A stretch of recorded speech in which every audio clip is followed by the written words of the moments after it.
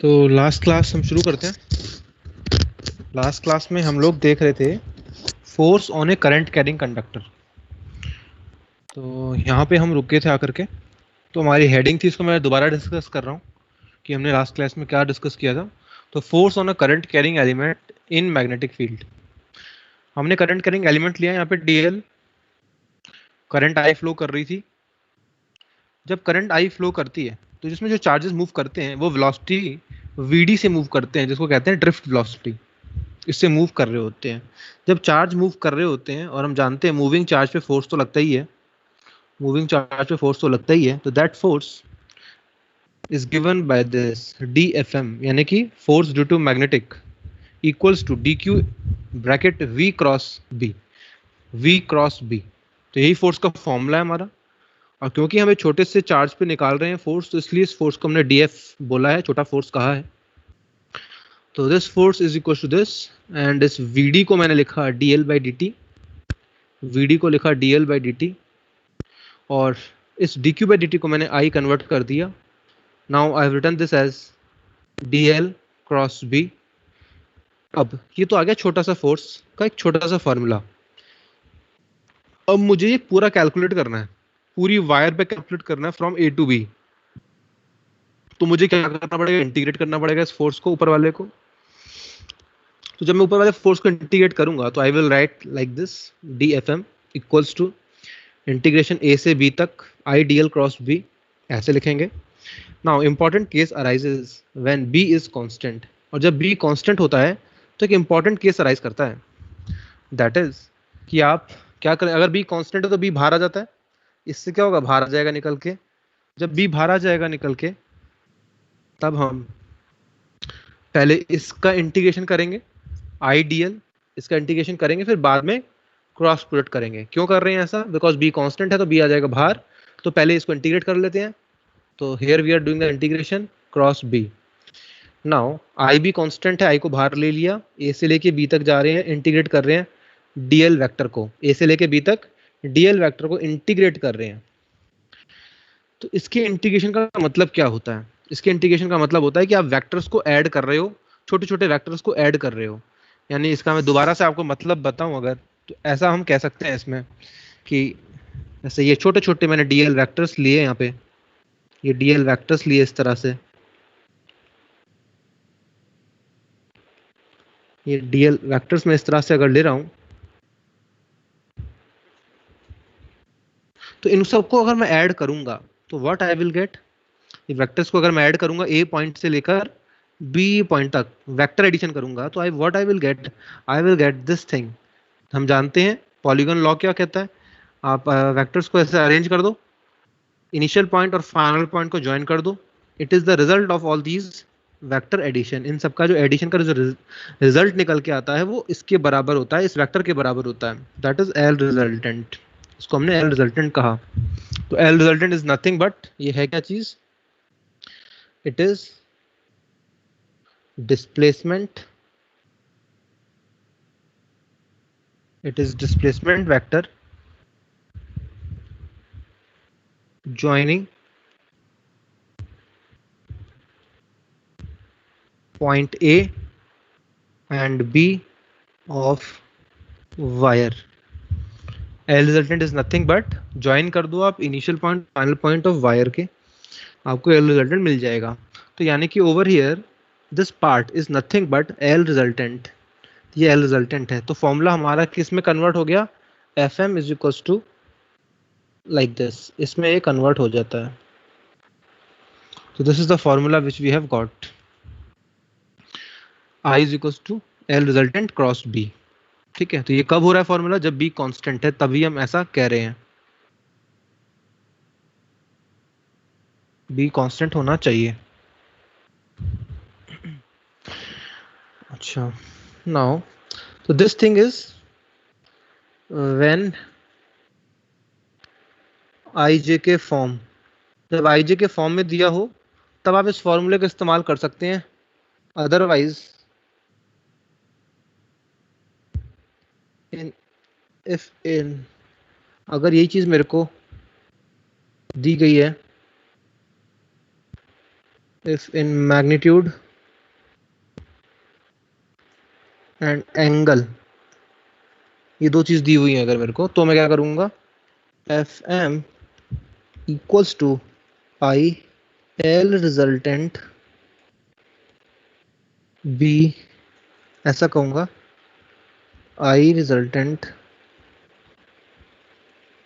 Sign theta into B, ऐसा हम कहेंगे, या फेमसली ऐसा कह लेते हैं बी साइन थीटा, ऐसे ही तो लिखते हैं। क्रॉस प्रोडक्ट का जो आउटपुट आता है ये मैग्नीट्यूड हो गया, और ये हो जाएगा direction, direction by palm rule और राइट हैंड रूल, किसी से भी निकाल सकते हैं इसको।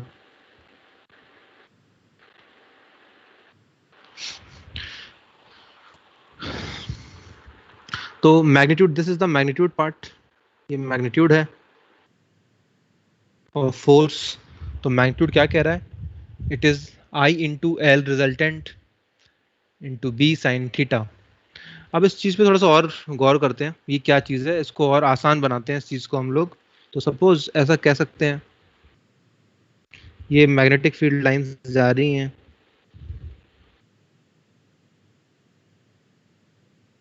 Like this is our magnetic field lines, और ये है एल रिजल्टेंट हमारा, एल रिजल्टेंट ये निकल कर आया, ठीक है। शेप कैसी भी हो सकती है, शेप कैसी भी हो सकती है, लेकिन एल रिजल्टेंट जो निकल कर आया है हमारा, ये आया है, पॉइंट ए से पॉइंट बी को ज्वाइन करा, तो ये एल रिजल्टेंट निकल के आया। अब ये जो थीटा है यहाँ पर, ये किसके बीच का एंगल है, जो थीटा है इट इज दिस एंगल, ये थीटा है, ठीक है। तो थीटा जो है यहाँ पे angle between L and B है, एल रिजल्टेंट एंड बी, तो ये एंगल आया हमारा, this is L resultant, this is B. तो अगर मैं इसको ऐसे लिख सकता हूँ, इसको मैं ऐसे भी लिख सकता हूँ, इस ऊपर वाले पार्ट को मैं ऐसे भी लिख सकता हूँ, I into L resultant sine theta into B, like this. तो एल साइन थीटा को मैं इधर ले आया इसके बगल में। नाउ अगर मैं इस बात पे फोकस करूं कि ये क्या चीज है, L sine theta, just a second, this part, ये जो पार्ट है ये क्या बता रहा है हमको, इस पे अगर मैं फोकस करूं तो मैं ऐसा कह सकता हूं, ये वाला जो पार्ट है ये है एल कॉस थीटा, और ये वाला जो पार्ट है,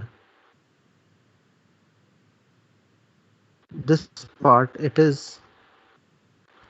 एल साइन थीटा, ये एल साइन थीटा है। तो this thing is L, L vector, ये है एल कॉस थीटा और ये एल साइन थीटा, इसको कहते हैं हम एल परपेंडिकुलर।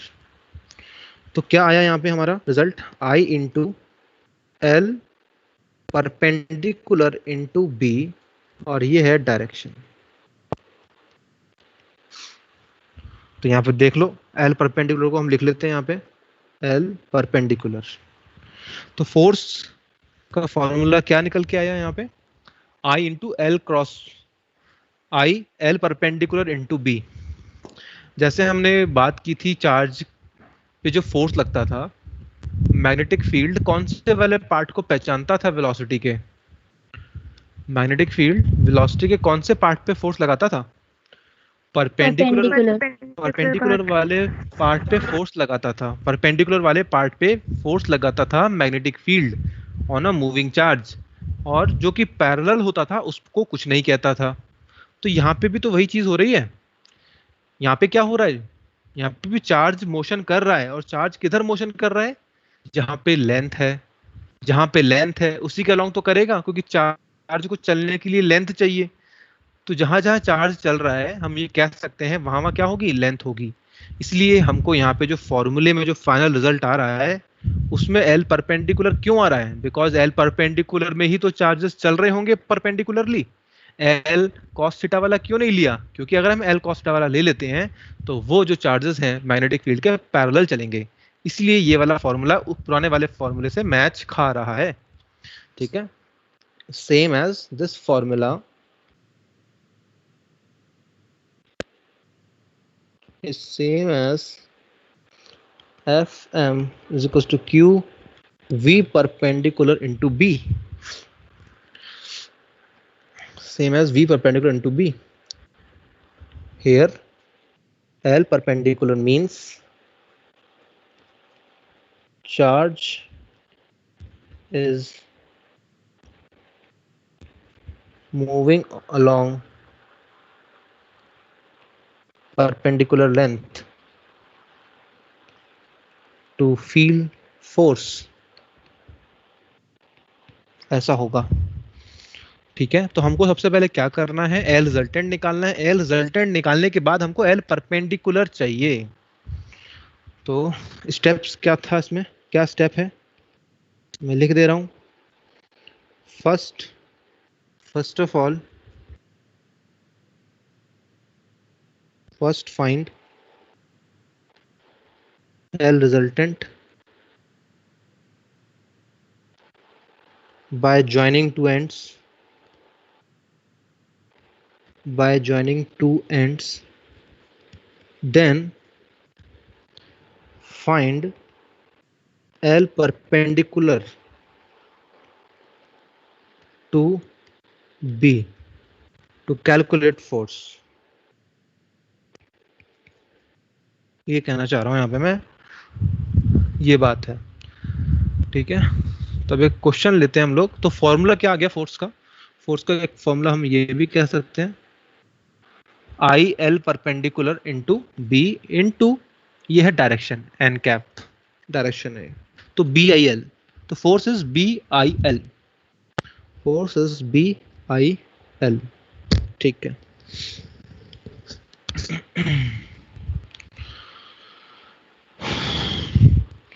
क्वेश्चन नंबर 1,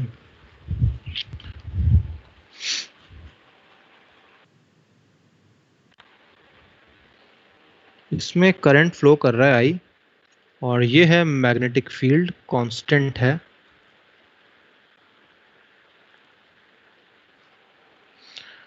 और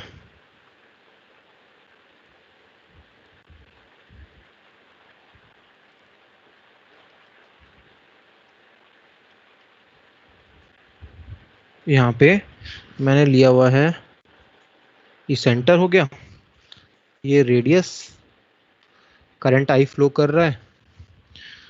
find the force on semi circular wire. तो सोचिए क्या करना होगा इसमें, एल रिजल्टेंट बताओ क्या होगा। बार होगा सर। ठीक है, this is the wire, magnetic field क्या कांस्टेंट है, तो हमको क्या करना होता है, वायर्स के एंड को ज्वाइन कर दो। तो वायर के एंड को ज्वाइन करेंगे तो क्या आने वाला है, यहाँ ये ज्वाइन कर दिया, इसको ज्वाइन करने के बाद इसको हम क्या कह सकते हैं, इट इज एल रिजल्टेंट, ये कह सकते हैं। ये रिजल्टेंट आ गया, this is the arrow showing the direction, length showing us the magnitude, तो इधर डायरेक्शन है इसका, एल का। ठीक है, तो एफ एम क्या होना चाहिए, एफ एम होना चाहिए I L perpendicular into B, और ये होता है, तो आई तो दिया ही है, एल परपेंडिकुलर कितना है 2r, ये 2r हो गया, एल परपेंडिकुलर लेंथ, क्या ये लेंथ परपेंडिकुलर है, एल रिजल्टेंट तो हमने निकाल लिया, क्या ये लेंथ परपेंडिकुलर है, नो सर। सोचिए, क्या ये बी के परपेंडिकुलर है, यस ये बी के तो परपेंडिकुलर है, बी अंदर जा रहा है ना, बी अंदर जा रहा है, और ये तो सरफेस पे है लेंथ, तो it is perpendicular to the B, so I will directly take this thing as it is already, हम मैं लिख सकता हूँ यहाँ पे, इसको अलग से लिखते हैं, it is already the perpendicular length, it is already the perpendicular length, ये पहले से ही perpendicular है, तो 2r ले लिया हमने, 2r इंटू बी। अब ये इसका डायरेक्शन बताइए क्या आएगा यहाँ से, बताओ आप लोग करो, उसको बताइए क्या आना चाहिए।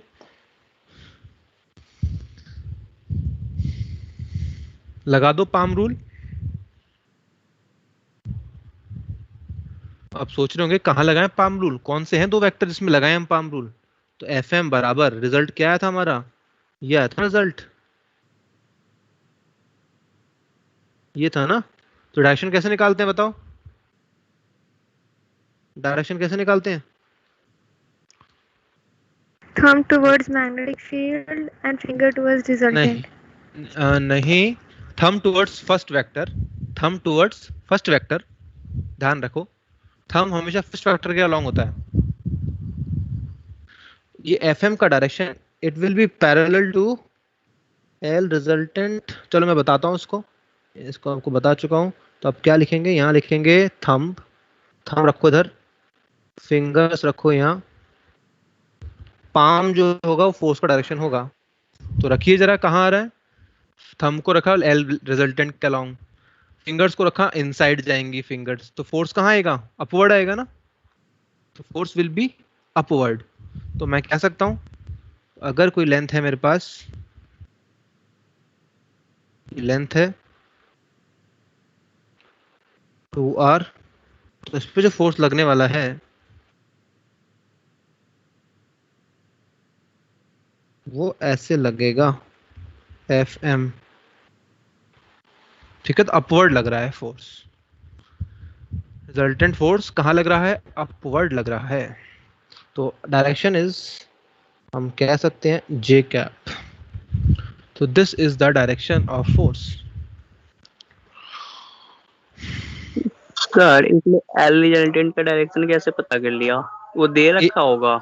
नहीं दे नहीं रखा है, इस पॉइंट्स को ज्वाइन किया, इस पॉइंट को ज्वाइन कर दिया मैंने डायरेक्टली।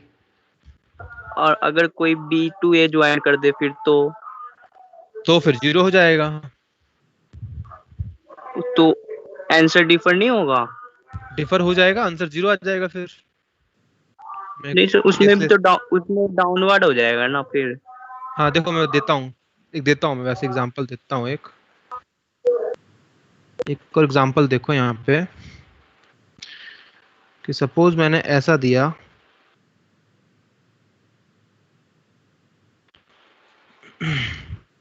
ऐसा है फिगर, ये आ रहा है, करंट आई जा रहा है इसमें, और ये मैग्नेटिक फील्ड है बी, और पूछा जा रहा है फोर्स बताओ, ये रेडियस है। अब बताओ क्या होना चाहिए यहाँ पे, क्या आंसर आएगा।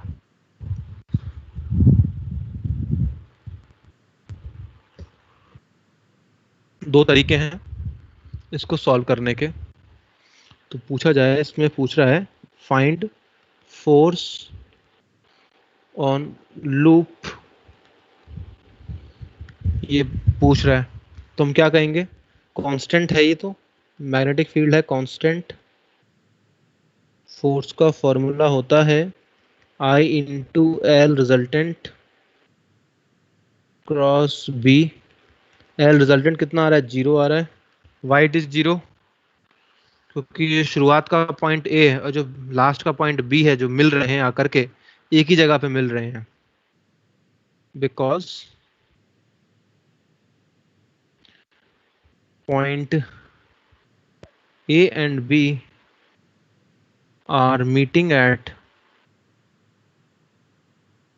Same place, same place, therefore L resultant zero हो जाएगा, L रिजल्टेंट हो जाएगा जीरो, क्योंकि जगह ही नहीं बची है कोई रिजल्टेंट निकालने की, जीरो हो जाएगा रिजल्टेंट, तो फोर्स आ जाएगा जीरो। तो हम एक नोट डाल के कह सकते हैं यहाँ पे,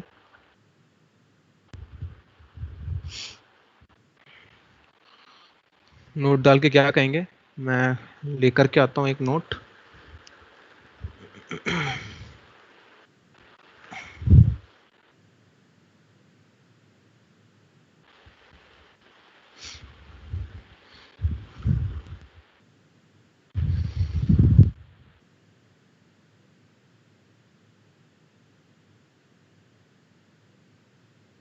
note is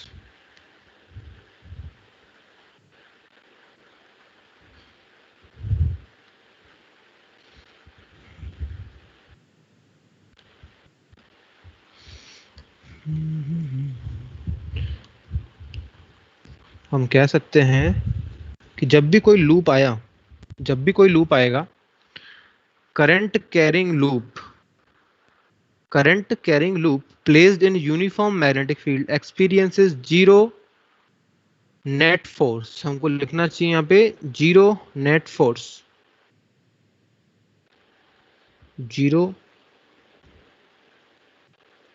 zero net force, जो नेट फोर्स आता है वो जीरो आएगा अगर लूप है तो। और ये बात ऑब्वियस भी है, इस वाले फिगर को देख करके मैं ऑब्वियसली कह भी सकता हूं। तो ये तो था first method, first way of finding this, या मेथड कहें इसको, ये फर्स्ट मेथड है। दूसरा मेथड बताता हूँ इस रिजल्ट पे आने के लिए। ये तो मैंने एल रिजल्टेंट जीरो है इसलिए मैंने बता दिया। दूसरा तरीका क्या हो सकता है सेम बात को कहने का? सेकंड मेथड कि यहाँ पे जो इस तरह से जो वायर बना रखी है, इसको मैं ऐसे बना लेता हूँ। इट इज इक्वल टू, एक वायर ऐसे है प्लस एक वायर ऐसे है, ये हो गया। इस पे जो फोर्स आता है, इस पे फोर्स निकालूं अगर मैं, क्रॉस मैग्नेटिक फील्ड है, इस पे फोर्स निकालूं तो क्या रिजल्ट आता है इस पे फोर्स निकालने का? हम जानते ही हैं, इट इज इक्वल टू, ये वाली वायर बना देते हैं हम लोग 2r लेंथ की, इस पे लगता है फोर्स अपवर्ड्स, ये हो गया। और ये वाली वायर पे कहाँ लगेगा फोर्स? इस पे लगेगा फोर्स डाउनवर्ड। तो नेट फोर्स कितना हो जाएगा? एफ नेट हो जाएगा जीरो, इसलिए जीरो आ रहा है। समझ गए यहाँ पे? ये वाली वायर का रिजल्टेंट ये आ गया। अब ये वायर, ये वाली जो वायर, ये तो पहले से सीधी है, इसका रिजल्टेंट क्या लोगे? सीधी, तो सीधी का रिजल्टेंट सीधा ही आएगा, यही आएगा। यहाँ पे फोर्स लग रहा है नीचे की तरफ, यहाँ लग रहा है ऊपर की तरफ, और सेम मैग्नीट्यूड है बिकॉज इनकी लेंथ भी क्या है, सेम ही है। तो फोर्स हो गया नेट जीरो। ये तो है सेकंड मेथड इस बात को प्रूव करने का। क्लियर? आगे बढ़ते हैं अब। तो जब भी लूप आएगा ना और यूनिफॉर्म मैग्नेटिक फील्ड में रखा हुआ है, तो उस पर फोर्स हमेशा जीरो लगेगा, फोर्स जीरो लगेगा उस पर।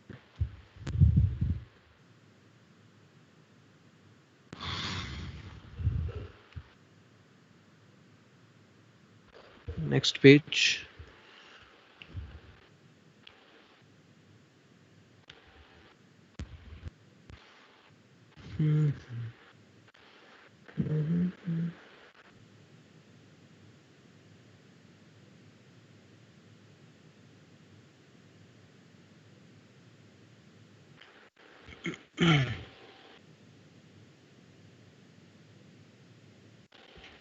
सी ओवर हियर, यहाँ देखते हैं।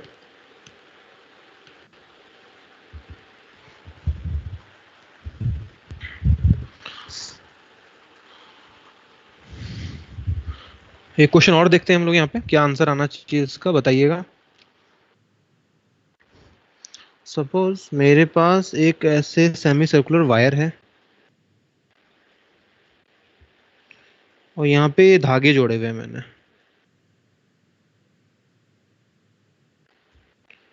ये स्ट्रिंग्स हैं, यहाँ पे ये स्ट्रिंग है, this is string over here. यहाँ पे जा रहा है करंट आई, मैग्नेटिक फील्ड है बी, और find tension in string, find tension in string, string में टेंशन बताओ। ये लेंथ दी हुई है आर के बराबर, फाइंड टेंशन इन स्ट्रिंग। तो how we will do such numerical, क्या करना चाहिए इसमें? हमको टेंशन निकालना है रस्सियों में, स्ट्रिंग में। तो सबसे पहले फ्री बॉडी डायग्राम बनाते हैं इसका। ये डायग्राम बनाया मैंने फ्री बॉडी, यहाँ पे टेंशन टी दिखाया,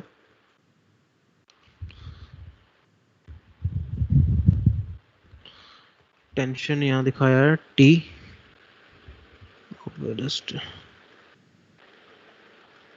और यहाँ भी दिखाया टेंशन T। ये है वायर जिसमें कि करंट चल रहा है। इस पे कितना फोर्स लगता है अपवर्ड, ये तो निकाल ही चुके हैं हम लोग।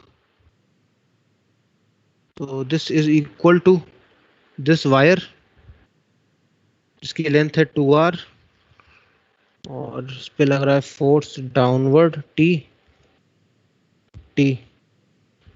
और अपवर्ड फोर्स कितना है, Fm मैग्नेटिक फोर्स है, it is I into 2r into B, ये है। तो हम क्या करेंगे, summation Fy is equal to 0, तो Fm minus 2T is equal to 0। तो यहाँ पे T का वैल्यू कितना आ जाएगा, T का वैल्यू आ जाएगा Fm बाय 2, और so what is this Fm, Fm is I into 2r into B divided by 2, यानी कि BIR, ये आंसर आ गया। तो tension is how much, BIR। ऐसे हम टेंशन निकाल सकते हैं। चलो ठीक है, ये भी आ गया, क्वेश्चन देख लिया। एक और क्वेश्चन देखते हैं।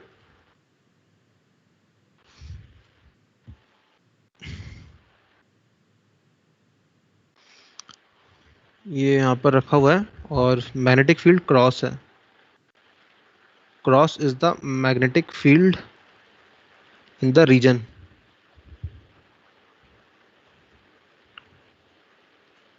So this is the magnetic field.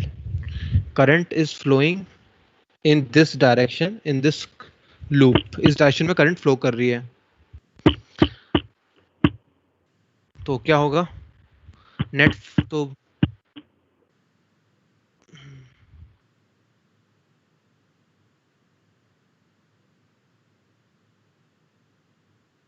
हाँ, तो देखिए इसमें यहाँ पे क्या होने वाला है, नेट फोर्स पूछा जाए, find first part, net force on the loop,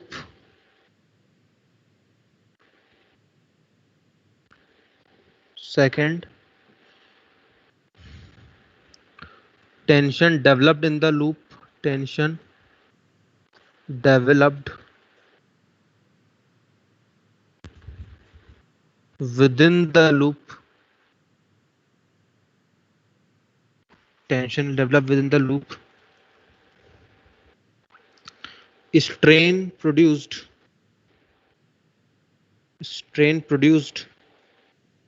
in loop if y is equals to Young's modulus,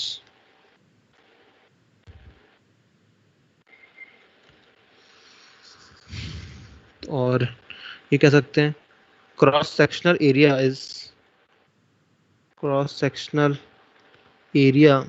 is equals to A, radius है इसका R इज द रेडियस। तो फर्स्ट पार्ट का आंसर क्या कहेंगे हम लोग, net force on the loop will be 0, वो हो जाएगा 0। दो मेथड से हम इसको सॉल्व, दो मेथड से बता सकते हैं इसको। एक तो L रिजल्टेंट 0 है, यानी कि कहीं से शुरू करो आप वापस उसी पॉइंट पे आ जाओगे, यानी A और point B are coinciding, therefore L resultant is 0, therefore total magnetic force will be 0। Okay, तो फर्स्ट पार्ट का आंसर हम कह सकते हैं यहाँ पर F नेट 0, ठीक है, क्योंकि it is a loop in uniform magnetic field,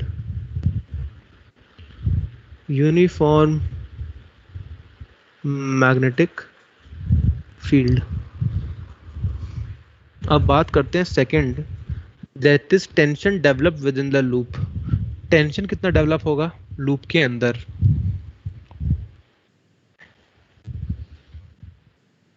तो टेंशन क्यों डेवलप होगा इसमें, टेंशन इसलिए डेवलप हो रहा है कि मैग्नेटिक फोर्स इस लूप को ना स्ट्रेच कर रहा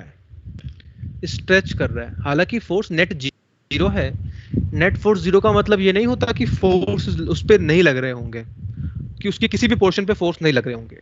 एफ नेट जीरो होने का मतलब फोर्स बैलेंस हो रहे होंगे। तो कभी ऐसा ना समझे कि नेट फोर्स जीरो है तो फोर्स लग ही नहीं रहा होगा उस पर। एफ नेट जीरो होने का मतलब पूरा का पूरा जीरो हो गया होगा फोर्स मिला जुला करके। इसका मतलब ये नहीं है कि फोर्स लग ही नहीं रहे होंगे उसके पार्ट्स पे, उसके पार्ट्स पे डेफिनेटली फोर्स लग रहे हैं। और उनका मैं डायरेक्शन अगर बनाऊं तो मैं ऐसा कहूंगा कि इस पे किधर लग रहा होगा फोर्स, इस छोटे से पार्ट पे बताओ। Where is the force acting on this small part? Small part लिया मैंने छोटा सा डीएल, बताओ उस पे कहाँ लग रहा है फोर्स? यस, एनीवन, कहाँ लग रहा है इस छोटे से वाले पार्ट पे फोर्स?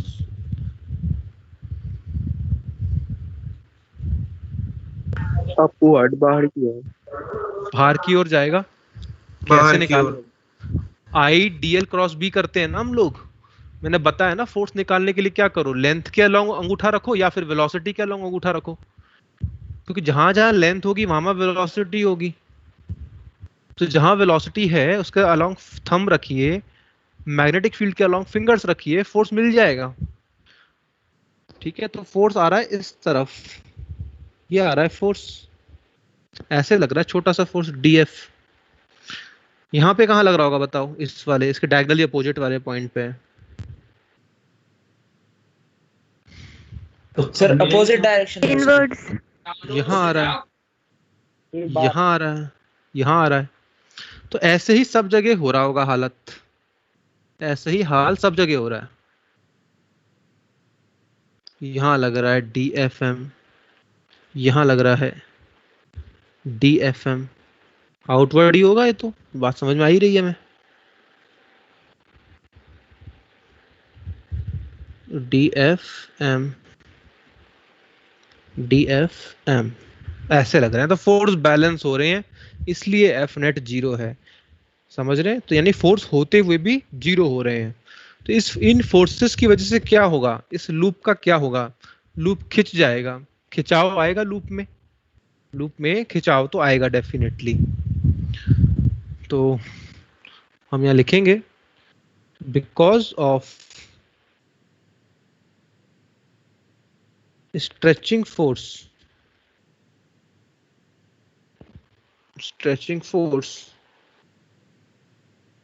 tension will develop,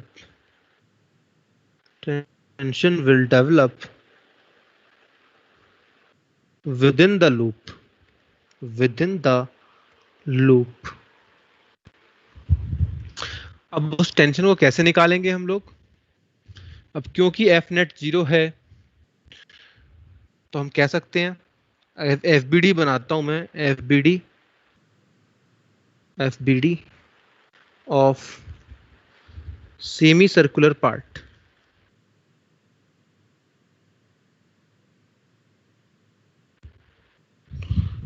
अगर ऊपर का पूरा लूप पे फोर्स जीरो है,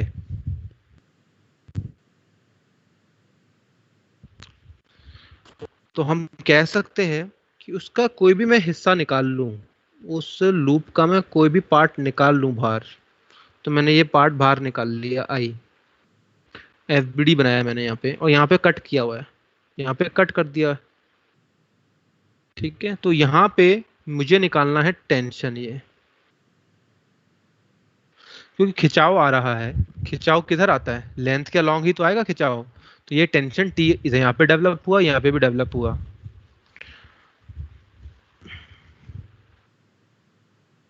तो क्या कहेंगे हम लोग, ये टेंशन की वैल्यू कितनी आएगी? तो हम कहेंगे summation of F is equal to 0, और हम जानते ही हैं, IBR. हम ये कह चुके हैं, पहले ही देख चुके हैं इस बात को। ये जो फोर्स आता है FM, ये आया है B into 2R into I, ये आया है, और यहाँ पे लगने वाला जो फोर्स है 2T है। तो हम कहेंगे B इंटू लाइक दिस बराबर 2T हो जाएगा। तो T आ गया BIR। ठीक है, टेंशन आ गया हमारे पास। तो टेंशन जो है इस लूप के अंदर, हालांकि पूरा का पूरा लूप फोर्स नेट जीरो है, पर उस के अंदर खिंचाव है, यानी कि टेंशन तो है। वो टेंशन कैसे निकाला मैंने? टेंशन जो होता है वो इंटरनल प्रॉपर्टी होती है, बाहर से नहीं दिखता है, वो विद इन द लूप होता है। तो उसके लिए मैंने क्या किया, उस वायर को वहां से कट कर दिया। कट रियलिटी में नहीं किया है, कट इमेजिनरी कट किया है, मतलब मैंने माना है कि वहां पे कटिंग हो गई, ठीक है। तो उस वाले पार्ट को, जो ये वाला पार्ट है, ये भी तो रुका रहना चाहिए, क्योंकि जब पूरा का पूरा रुका हुआ है तो वो पार्ट भी रुका रहना चाहिए। तो क्योंकि पूरा लूप रुका हुआ था ऊपर, तो ये वाला पार्ट भी रुका रहेगा। तो एफ नेट 0, फोर्स निकाले मैंने इस पर, तो टेंशन आ गया BIR। अब इस टेंशन की वजह से क्या होगा, स्ट्रेस डेवलप होगा। तो stress is how much, tension upon cross sectional area. Tension is BIR upon cross sectional area is A। तो स्ट्रेस आ गया, and we know stress is equals to Young's modulus into strain, ये होता है। Therefore strain कितना आएगा, तो हम कहेंगे BIR अपॉन A तो हो गया स्ट्रेस, डिवाइड कर दो Y से, तो आ जाएगा ये स्ट्रेन। तो दिस इज द स्ट्रेन। ऐसे हमने इस स्ट्रेन को निकाला।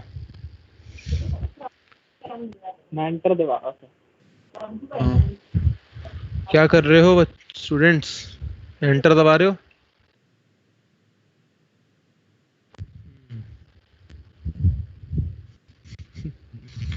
तो यहाँ पर आ गया स्ट्रेन हमारे पास, ठीक है। तो तू कुछ भी पूछ सकता है वो उस छोटी सी चीज में, ये हमको पता रहनी चाहिए।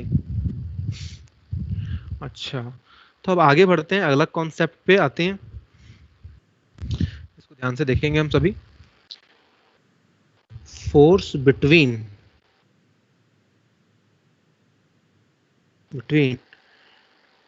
टू इनफाइनाइट current carrying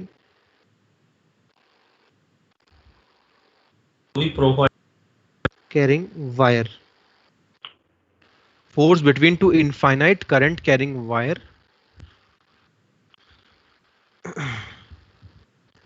ठीक है, इस चीज को हम यहाँ पे डिस्कस करेंगे। तो force between two infinite current carrying wire, तो दो वायर लेते हैं यहाँ पे। Let's take two wires over here.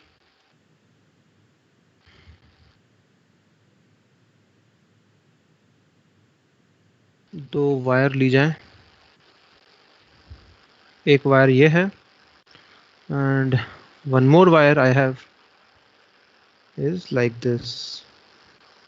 तो दो वायर ली मैंने यहाँ पे, दोनों ही इनफाइनाइट हैं।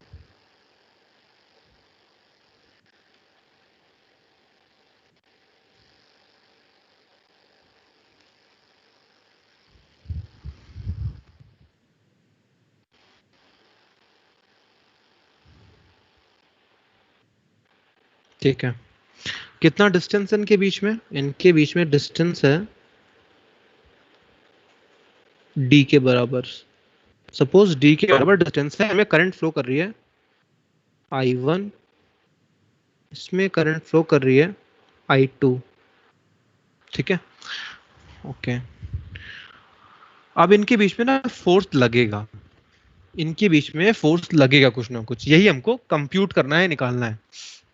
तो मैं क्या करूं, मैं करता हूं इस वाली वायर की वजह से मैं यहाँ पे मैग्नेटिक फील्ड निकालता हूँ, कितना आएगा।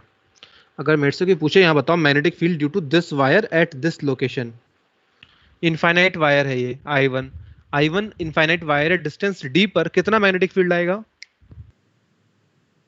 बोलिए। I1 वायर की वजह से डिस्टेंस d पे कितना मैग्नेटिक फील्ड आएगा?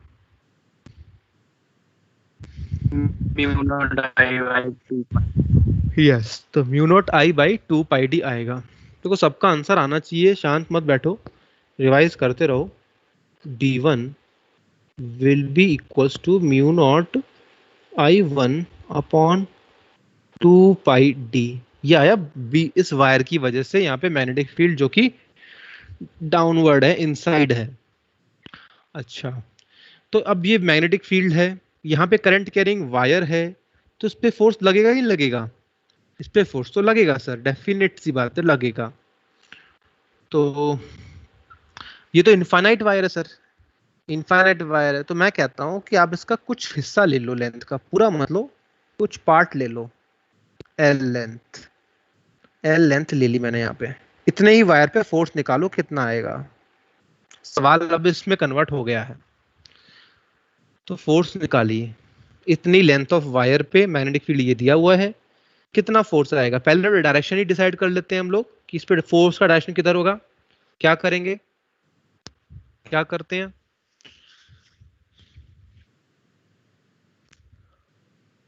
अंदर की ओर। अंदर की ओर आएगा। थंब रखिए आप इस लेंथ के अलोंग, करंट के अलोंग थंब रखो, चार्ज की वेलोसिटी के अलोंग थंब रखो। तो इधर मैंने रखा थंब, फिंगर्स रखी डाउनवर्ड, तो फोर्स कहाँ आएगा? लेफ्ट में आएगा। इधर आया फोर्स। ये क्लियर होना चाहिए ये बात। फोर्स आया इधर। तो क्या इसका वैल्यू बता सकते हो? वैल्यू कितना होगा? कैसे निकालते थे हम इस वैल्यू को? क्या लिखते थे? हम लिखते थे I into L perpendicular into B. Direction हम बता ही चुके हैं। ये क्या है डायरेक्शन? It is लेफ्टवर्ड्स। अब ये लिखना है आपको, तो लिखिए कितना आएगा ये। आई टू लिखेंगे क्योंकि ये वाली करंट ले रहे हैं। एल और बी 1 आएगा। यहाँ पे लिखता हूं मैं B1, ठीक है, ये B1 हो गया। B1 का वैल्यू लिख दो यहाँ पर। अब B1 का वैल्यू आएगा म्यू नॉट I1 अपॉन 2 पाई डी। ये आ गया FM का वैल्यू, ठीक है। तो this is the value of FM। अब देखिए यहाँ पर वो FM की वैल्यू किस पे डिपेंड कर रही है? L पे डिपेंड कर रही है। यहाँ पे दिख रहा है ना हमको, L पे भी डिपेंड करी तो रही है। यानी कि लेंथ अगर बढ़ाई जाएगी तो फोर्स बढ़ेगा मैग्नेटिक का। तो हम क्या करते हैं, फोर्स पर यूनिट लेंथ कितना आएगा? Force per unit length sir. हाँ जी, I2 into B1। हाँ सर क्या कह रहे हो अशोक? तो ये हो जाएगा mu naught I1 I2 upon 2 पाई डी। तो this is force per unit length, this is force per unit length. ध्यान रखें इस चीज को। अगर आप लेंथ को उधर भेज देंगे या लेंथ से मल्टीप्लाई कर देंगे तो you will get the force on that much amount of length. Sir. हाँ जी सर बोलो बोलो। I2 है FM में। क्या चीज? सर ये I2 है। हाँ I2 है क्या FM में? I2 है। हाँ जी I2 है। I2 होना भी तो चाहिए क्योंकि हम फोर्स निकाल रहे हैं सेकंड वाली वायर पे, तो सेकंड वाली वायर का ही तो करंट लेंगे। मैग्नेटिक फील्ड तो कहीं से आ रहा है, Yes. इसीलिए आएगा। तो फोर्स पर यूनिट लेंथ, ध्यान रखें इस चीज को, यहाँ पे गड़बड़ हो जाती है जनरली स्टूडेंट से। ये फोर्स पर यूनिट लेंथ का फॉर्मूला आपने याद किया है, mu naught I1 I2 by 2 pi D.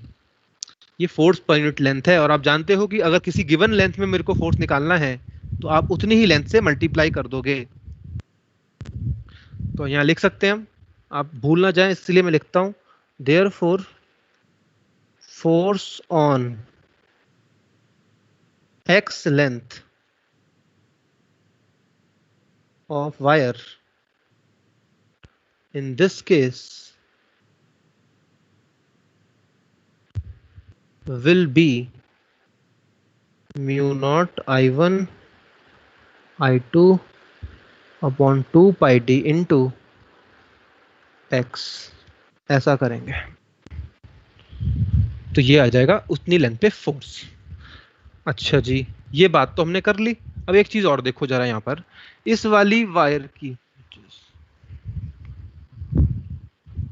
हाँ इस I2 वाली वायर की वजह से यहाँ पे भी तो मैग्नेटिक फील्ड आएगा। वो किधर होगा बताओ? इस I2 की वजह से यहाँ पे मैग्नेटिक फील्ड किधर आएगा? Direction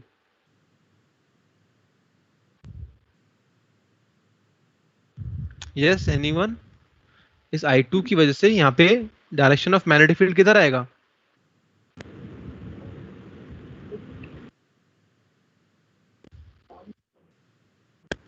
outward.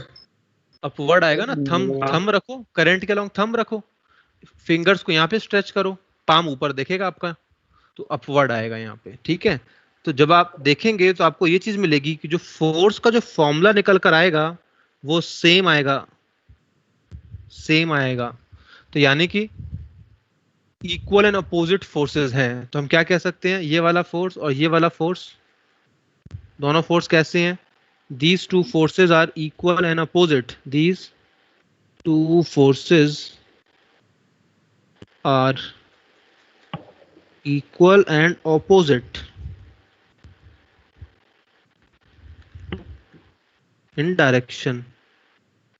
Equal है but direction में opposite है. Therefore, they follow Newton's third law. They follow Newton's third law. ठीक है, तो यहाँ पे अगर वायर्स में सेम डायरेक्शन में करंट जाता है तो अट्रैक्शन शो हो रहा है। देखो, सेम डायरेक्शन में करंट जा रहा है, अट्रैक्शन हो रहा है। यानी कि हम नोट में क्या कहेंगे, हम एक नोट डाल के ये कह सकते हैं इस बात को,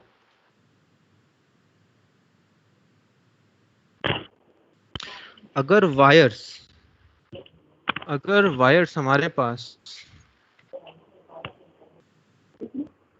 पैरेलल हैं, अगर वायर्स हमारे पास पैरेलल हैं like this, I1 and I2, these are parallel wires, तो इसमें जो फोर्स लगेगा, Fm इधर है, ये Fm इधर है, तो अट्रैक्टिव है। If direction of current is same, if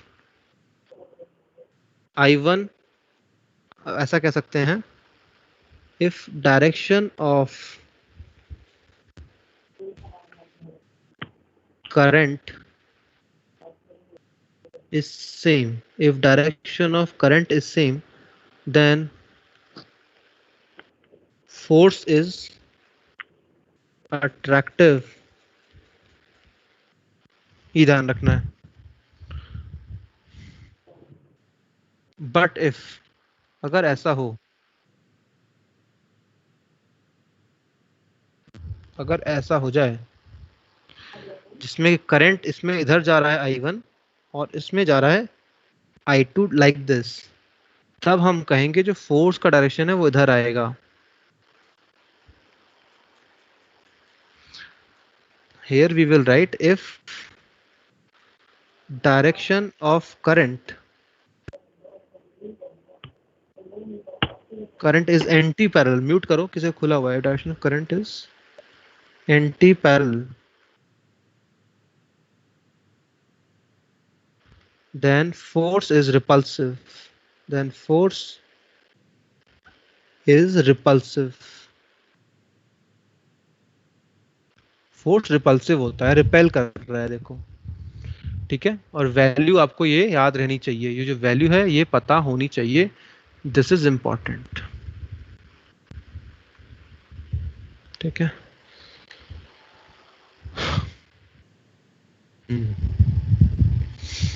तो ये क्वेश्चन था, देखा हमने यहाँ पर। इस पे बेस्ड एक सवाल करते हैं, एक सवाल देखा जाए। ठीक है, तो ध्यान से देखिए इस क्वेश्चन को। तो सपोज मेरे पास एक वायर है, यहाँ पे बहुत बड़ी वायर है, इसमें करंट आई जा रहा है।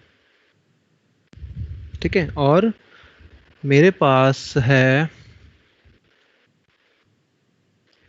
फाइनाइट वायर है। ठीक है, और यूं कह सकता हूं मैं, इसकी प्रॉपर्टी लिख देता हूं, तो लैम्डा kg पर मीटर, लैम्डा kg पर मीटर, यानी कि क्या दिया है मैंने, लीनियर मास डेंसिटी दी हुई है, ये लीनियर मास डेंसिटी दी हुई है। अच्छा, ये लेंथ L है इसका,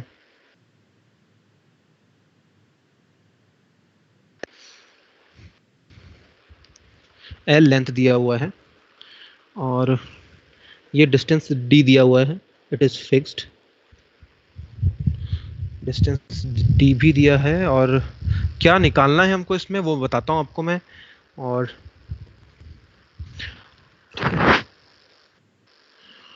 तो find direction of current, find direction of current and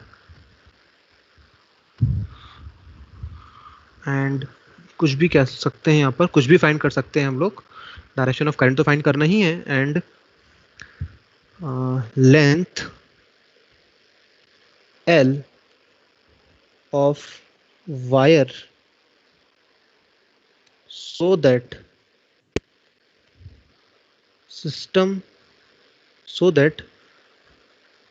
it remains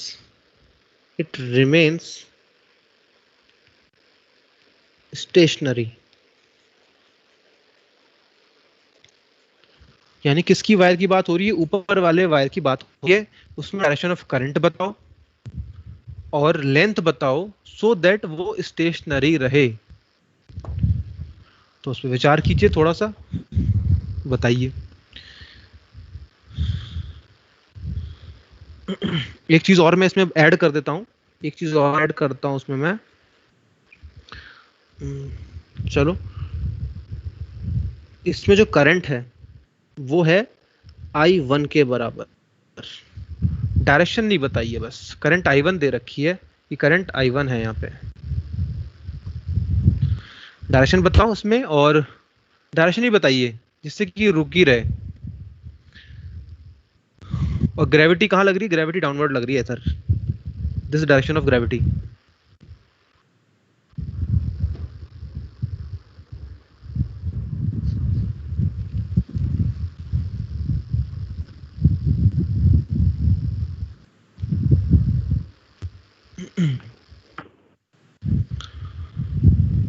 तो देखो क्या होगा अगर इसमें करंट की डायरेक्शन सेम रख दी मैंने, ऊपर वाली वायर में भी करंट का डायरेक्शन क्या रखा? सेम रखा। तो क्या प्रॉब्लम आने वाली है इससे? एंटी पैरेलल डायरेक्शन में। अगर मैं सेम रखूंगा करंट का डायरेक्शन दोनों में, तब तो वो दोनों एक दूसरे को अट्रैक्ट कर लेंगी। एक तो mg नीचे खींच ही रहा है उसको, और आपका जो फोर्स है मैग्नेटिक वो भी नीचे लग जाए, तब तो ये स्टेशनरी हो ही नहीं पाएगा ऊपर वाला सिस्टम। Yes sir. तो नीचे ही आ जाएगा। यानी कि करंट का डायरेक्शन क्या होना चाहिए? एंटी पैरेलल होना चाहिए, सो दैट रिपेल करें।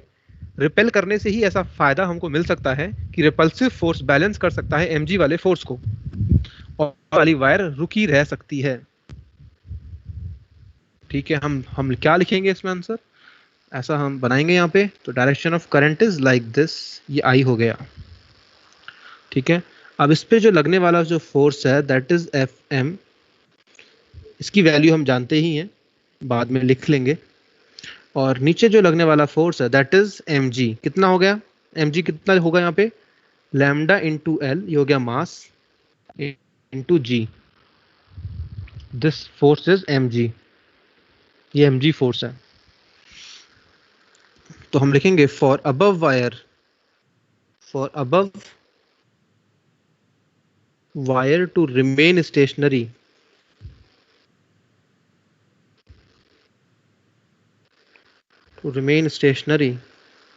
समेशन ऑफ फोर्स 0 होना चाहिए। यानी ऊपर वाले फोर्स बैलेंस करने चाहिए नीचे वाले फोर्स को, ऐसा लिख लेते हैं हम। यस, म्यूट खुला है किसी का? ध्यान से। Mu naught I1 I2 upon 2 पाई डी, ये तो हो गया फोर्स पर यूनिट लेंथ। अब लेंथ कितनी है उसकी? It is L length equals to lambda L into G, ये आ गया। अब यहाँ से एल एल कैंसिल हो जाएगा,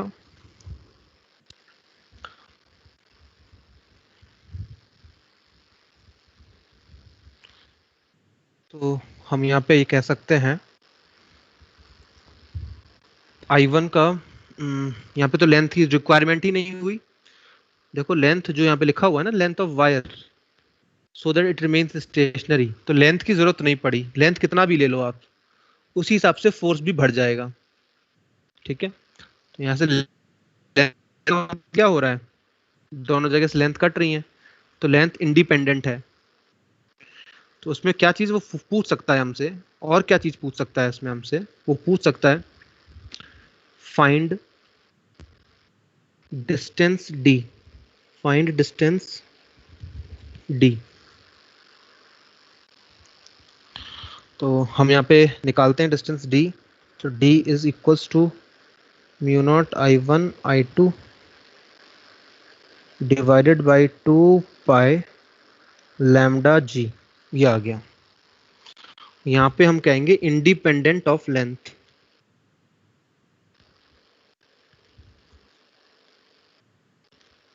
तो लेंथ पे डिपेंड नहीं करता, कितना भी लेंथ ले सकते हो आप वायर का, जितना ज्यादा लेंथ लोगे उतना ही ज्यादा FM आएगा, उतना ही ज्यादा लैम्डा LGB हो जाएगा, MGB हो जाएगा, सच दैट कि फर्क नहीं पड़ेगा। तो लेंथ पे डिपेंड नहीं करता, इंडिपेंडेंट ऑफ लेंथ, और D का वैल्यू आ गया। तो इस तरह के सवाल पूछे जाते हैं।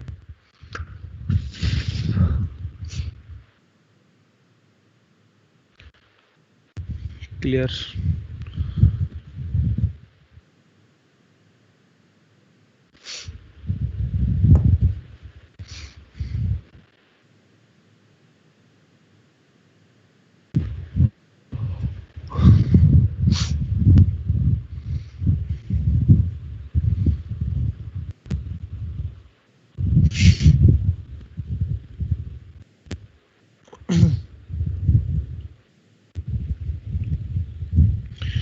चलिए एक होमवर्क क्वेश्चन भी देता हूं आपको मैं, उसको करिएगा।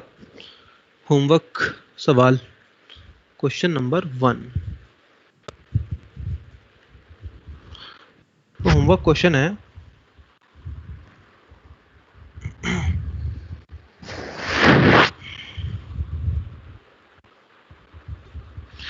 चेतना का सवाल है कि सर हमने एंटी पैरेलल क्यों रखा, एंटी पैरेलल रखने से ही फोर्स रिपल्सिव आएगा, रिपल्सिव फोर्स आएगा। देखो यहाँ पे ये वाला केस देखिए, अब अपोजिट करंट थी तभी तो फोर्स दूर दूर लग रहा है। तो हम क्या चाहते हैं, हम नहीं चाहते कि ये वाली वायर इसके पास नीचे आके चिपक जाए, हम चाहते हैं ये वहीं पे स्टेशनरी रहे। तो ये जब ही रह सकती है जब अपोजिट फोर्स लगेगा। अपोजिट फोर्स कब लगता है मैग्नेट का, जब एंटी पैरेलल करंट होता है। अब लगेगा फोर्स उल्टा, दूसरी तरफ फोर्स लगेगा, तभी तो इस mg को बैलेंस कर पाएगा।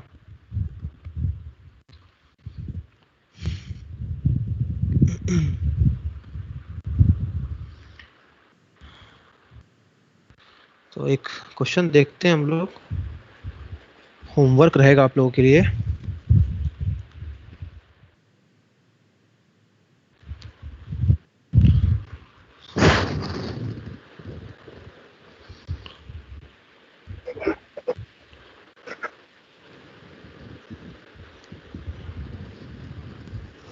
चलो उससे पहले एक मैं कॉन्सेप्ट और सिखा दूं, फिर बात करते हैं क्वेश्चंस की। तो एक कॉन्सेप्ट और है, one more concept we have. कितना भर गया यहाँ पे, ऑलमोस्ट काफी हो गया है इधर। नेक्स्ट पेज पे आते हैं।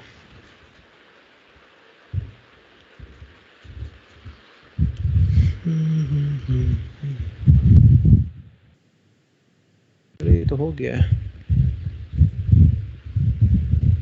ठीक है।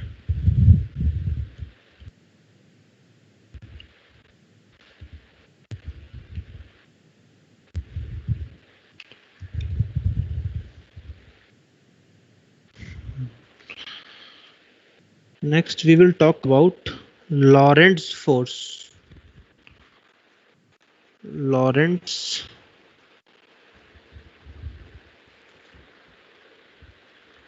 फोर्स क्या है? लॉरेंट्ज फोर्स कोई नया फोर्स नहीं है, ये नाम भले ही नया है लेकिन फोर्स नया नहीं है। तो जो फोर्स होता है एफ नेट, यानी कि एफ मैग्नेटिक फोर्स हुआ प्लस इलेक्ट्रिक फोर्स हुआ, इन दोनों फोर्स को मिलाकर के हम क्या कहते हैं, एफ नेट कहते हैं और मैग्नेटिक फोर्स कहते हैं। F net is equal to magnetic force और फिर electrostatic force. Let me write here electrostatic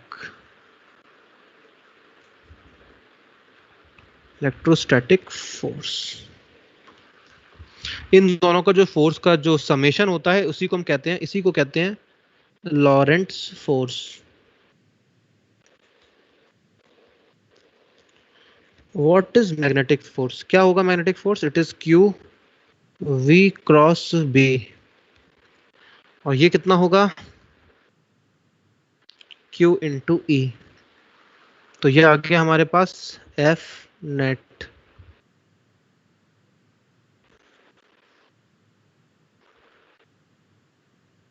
so this is F net, इसी को कहते हैं लॉरेंट्ज फोर्स। इस F नेट को, यानी कि magnetic force plus electrostatic force का कॉम्बिनेशन ही होता है लॉरेंट्ज फोर्स। अभी तक हम मैग्नेटिक फोर्स देख रहे थे, इलेक्ट्रिक फोर्स हम पहले चैप्टर में देख चुके थे। अगर ये दोनों ही फोर्स साथ साथ लगने लग जाएं तो उन दोनों फोर्स का जो समेशन होता है, जो नेट फोर्स होता है, उसी को हम लॉरेंट्ज फोर्स कहते हैं। बहुत बढ़िया बात, ठीक है, समझ में आ गई। कैसे सवाल इसमें हमारे पास आते हैं वो हमको देखने हैं। तो देखिए, इसमें हम बात करेंगे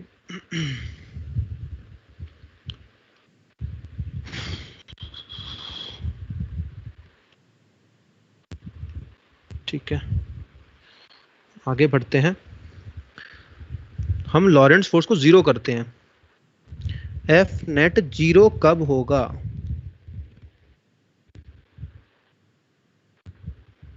ये है सवाल, ये कब होगा जीरो, इस पे हम बातें करेंगे।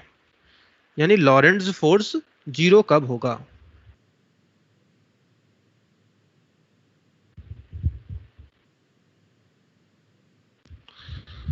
तो इसी पे हम केसेस बनाते हैं और देखते हैं कब कब ये जीरो हो सकता है, क्या क्या संभावना है। तो हम पहले इस फॉर्मूले को लिख लेते हैं। लॉरेंट्ज फोर्स को जीरो करने का मतलब हो गया क्यू वी क्रॉस बी। हाँ, तो यहाँ पे एक काम करता हूँ, मैं लिखता ही हूँ। तो देखिए, first heading is like this. First यहाँ पे देखते हैं कि कैसे जीरो होगा।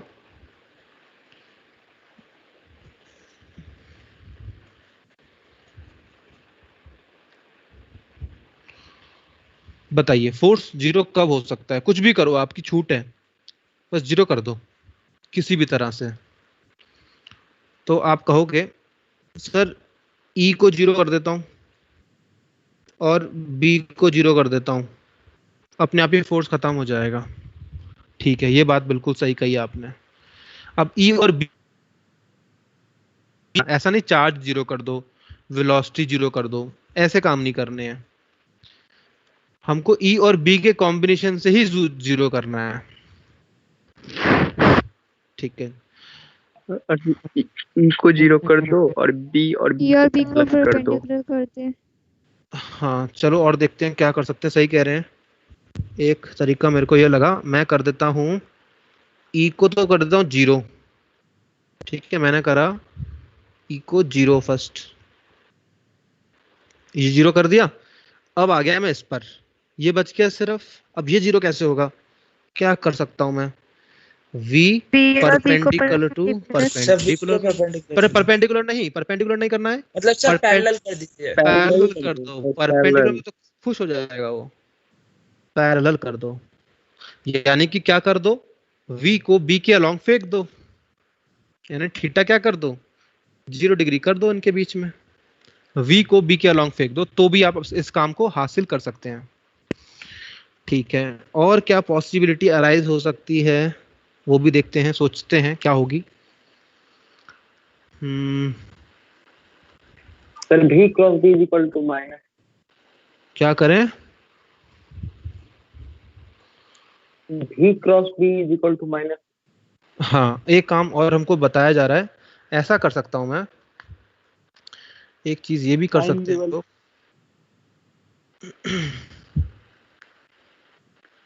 हाँ, नेगेटिव बराबर हो।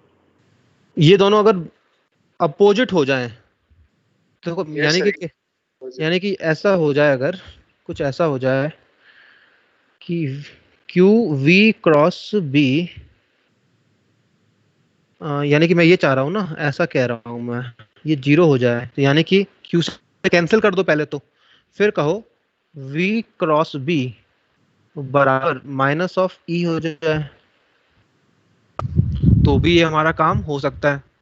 यानी कि वी क्रॉस बी किसके बराबर हो जाए, माइनस ऑफ ई के बराबर हो जाए, तो भी वो जा सकता है,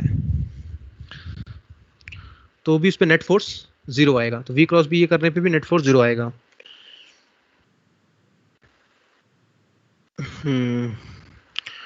और क्या पॉसिबिलिटी हो सकती है, ये तो हमने देख लिया।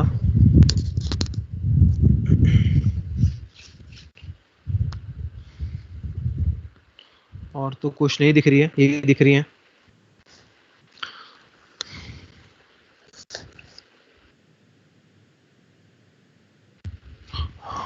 तो यहाँ पे इलेक्ट्रिक हाँ, फील्ड के डायरेक्शन में E का डायरेक्शन हो जाए तो फिर भी हो सकता है।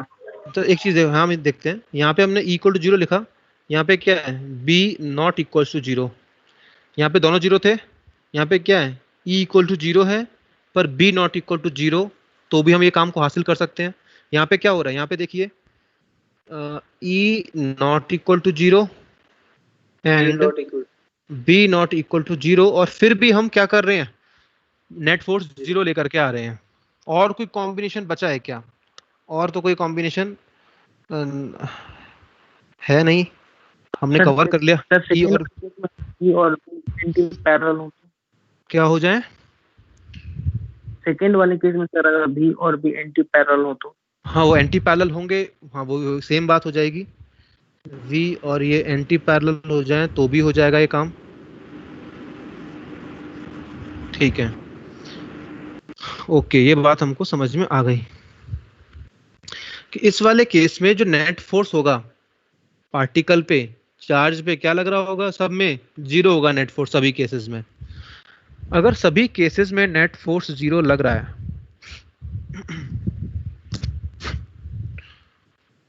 तो यहाँ पे हो जाएगा ये फोर्स, नेट फोर्स जीरो। चलो एक चीज और देखते हैं, हमने ये चीज देख ली यहाँ पे कि कब क्या हो सकता है। तो एक एग्जांपल लेता हूँ इसी पे, क्योंकि ये इंपॉर्टेंट है, थोड़ा सा ये वाला पार्ट इंपॉर्टेंट है। तो बताइएगा आंसर क्या आएगा, ठीक है। बनाते हैं यहाँ पे शेप,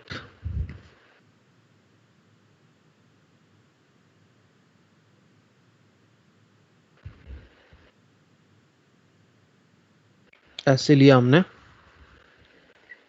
ये x, ये y, ये हो गया z, x y z। मैंने फेंका वेलोसिटी इधर, चार्ज को इधर फेंका मैंने, ठीक है, और मैंने मैग्नेटिक फील्ड इधर लगाई। बताओ इलेक्ट्रिक फील्ड कहाँ होगा, कहाँ होगा, डायरेक्शन बताइए। बी और वी मैंने दे रखे हैं आपको, Z एक्सिस के अलोंग होगा सर। वी क्रॉस बी, सामने की तरफ होगा सर, सामने की तरफ negative x. Sir Z axis के अलोंग होना चाहिए। ई का जो डायरेक्शन आएगा ना वो किसके बराबर होगा, वी क्रॉस बी करो उसके अपोजिट होगा। वी क्रॉस बी करने से किधर आ रहा है, इधर आ रहा है। देखो E इक्वल्स टू क्या आएगा, ऐसे कहो ना आप, ऐसे कहो, अब समझ में आएगा आपको फिर जल्दी से, ऐसे कहो। यानी इसका जो डायरेक्शन होगा, इस वाले डायरेक्शन निकालिए, उसको उल्टा कर दीजिए, वही E का डायरेक्शन होगा, है ना। तो V क्रॉस बी से डायरेक्शन क्या आ रहा है, V क्रॉस बी से डायरेक्शन आ रहा है इस तरफ, नेगेटिव एक्स। तो डायरेक्शन E का डायरेक्शन हो जाएगा फिर इस तरफ। ध्यान से समझो क्या कह रहा हूं मैं, V क्रॉस B किया तो डायरेक्शन आया इधर, इधर आया डायरेक्शन v क्रॉस b का, उसके अपोजिट करना है तो इधर आया। क्लियर हुई की बात ही नहीं? Yes, sir. हाँ, तो ये आएगा, ये हुआ डायरेक्शन E का। This is the direction of E। ये किसका डायरेक्शन है? यहाँ पे मैं लिख देता हूँ, यहाँ पे भी ये डायरेक्शन किसका आ रहा होगा? यहाँ पे आ रहा है direction of V cross B। Direction of V cross B इधर आ रहा है, इसके अलोंग, तो उसके अपोजिट है इधर, और होना भी चाहिए अपोजिट। क्यों? आप वैसे सोचिए, अगर आप V क्रॉस B करते हैं तो कौन से वाला फोर्स आता है V क्रॉस B से? मैग्नेटिक फोर्स आता है कि नहीं आता है? मैग्नेटिक फोर्स किधर लग रहा है? मैग्नेटिक फोर्स इधर लग रहा है ना, इधर तो लग रहा है मैग्नेटिक फोर्स, QVB इधर लग रहा होगा। अगर इस वाले फोर्स को मुझे बैलेंस करना है तो इलेक्ट्रोस्टैटिक फोर्स कहाँ आना चाहिए? अगर मैग्नेटिक फोर्स इधर लग रहा है तो इलेक्ट्रोस्टैटिक फोर्स अपोजिट आना चाहिए ना। तो वही मतलब है यहाँ पे इस चीज का। ई उधर आने का क्या मतलब है कि अब ये क्या होगा, फोर्स इस पे नेट जीरो हो जाएगा। अब नेट जीरो फोर्स होने का मतलब क्या हुआ? अब इस वाले इसका जो वेलोसिटी है, यानी कि फोर्स नेट जीरो होने का मतलब हो गया कि जो वेलोसिटी है एज इट इज रहेगी, कुछ नहीं बदलाव आएगा उसमें, वेलोसिटी विल नॉट चेंज। तो यहाँ पे हम लिख सकते हैं, in this condition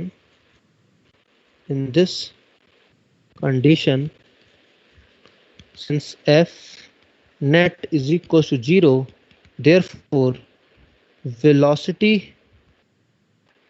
remains unaffected।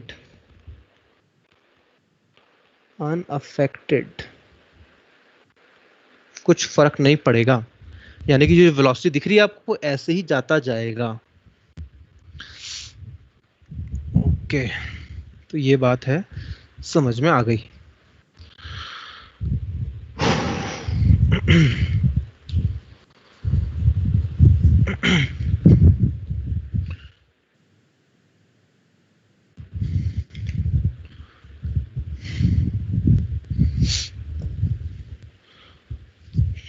तो ये इस तरह के सवाल पूछ लेता है कि चार्ज पार्टिकल को रोके रखना है हमें, तो किधर इलेक्ट्रिक फील्ड लगाएं। तो ऐसे सवाल पता होने चाहिए आपको।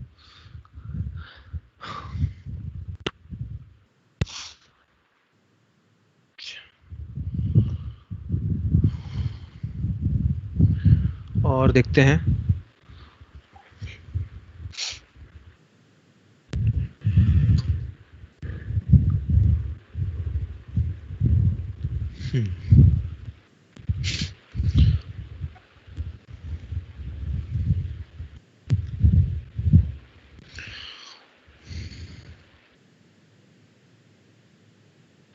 torque and force on current carrying loop।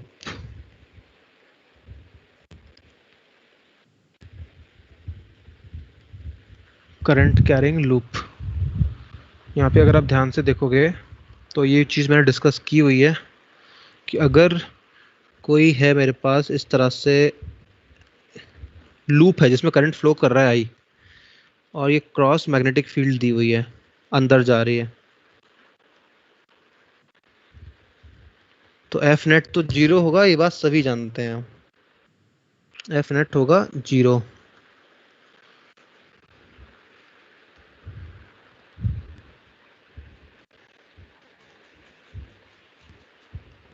F net will be zero over here. तो हम क्या क्या कह सकते हैं वो कह लेते हैं, F net is equal to zero. Torque का फॉर्मूला क्या होता है? एम क्रॉस बी होता है, क्योंकि लूप का तो एम निकाल लेते हैं ना हम लोग, लूप का ही तो एम निकाला जाता है। Magnetic moment of loop small bar magnetic की तरह बिहेव करता है, तो एम तो निकाल सकते हैं लूप का हम इसका। तो इसका एम कितना आएगा? M will be how much, बताइए, चलो क्या आना चाहिए इसका? क्या आएगा? I into pi R square, formula बताइए ना, आई इंटू एरिया वेक्टर होता है। तो आई इंटू ये मैग्नीट्यूड लिख दिया मैंने एरिया का, डायरेक्शन क्या होगी एरिया वेक्टर की, क्या करते हैं करंट के अलोंग फिंगर्स कर्ल करते हैं राइट हैंड की, थंब कहाँ देता है डायरेक्शन देता है, तो क्या होगा डायरेक्शन कहाँ आएगी, अगर मैं कहूँ ऐसा है तो ऐसा है हिसाब किताब, एक्स वाई और ये जेड ऐसा है, अगर ये ऐसा है लाइक दिस, तो क्या कहोगे आप, क्रॉस का डायरेक्शन किधर आएगा डायरेक्शन, क्रॉस है ना, एरिया वेक्टर डायरेक्शन किधर आना चाहिए, माइनस के कैप आएगा। तो this will be the direction of area vector. अगर आप खोल के देखें एरिया वेक्टर का डायरेक्शन कैसे निकालते हैं, when we are calculating M, so we have to curl the direction of fingers along the direction of current, thumb gives the direction of area vector। तो ये आ गया। तो अब आप टॉर्क निकालोगे तो क्या करोगे, क्या आ जाएगा टॉर्क, एम क्रॉस बी करोगे, तो एम कितना है पाई, ये है पाई आर स्क्वायर माइनस ऑफ के कैप क्रॉस ऑफ बी कितना है, बी का वैल्यू सपोज मैंने कह दिया यहाँ पे B is equals to B naught minus K cap, अंदर ही तो जा रहा है इसलिए माइनस के कैप, बी भी अंदर ही जा रहा है तो यहाँ पे क्या जाएगा माइनस के कैप, तो कितना हो जाएगा डायरेक्शन, क्या हो जाएगा टॉर्क में, जीरो आएगा टॉर्क। तो इस केस में torque is coming how much, zero, इस केस में आ रहा है। तो दूसरा केस लेते हैं, ये फॉर्मूला है, दिस इज द फॉर्मूला आपको यूज करना होगा टॉर्क निकालने के लिए। एक और केस लेते हैं, केस 1 था ये, केस 2, सपोज इस तरह से मैंने एक बॉक्स लिया और ये मैग्नेटिक फील्ड लाइंस रन करा दी,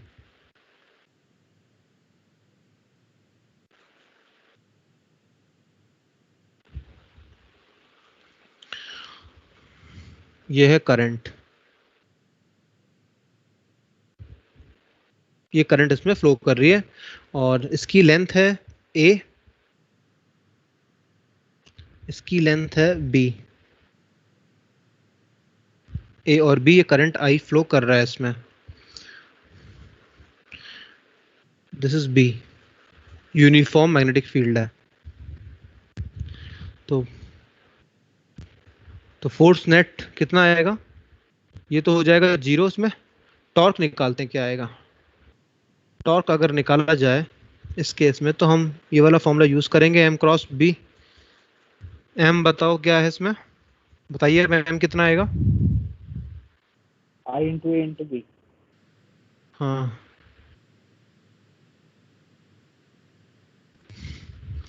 आई इंटू ए इंटू बी, डायरेक्शन बाहर आएगी ऊपर, के कैप, ये हो गया क्रॉस बी, बी क्या है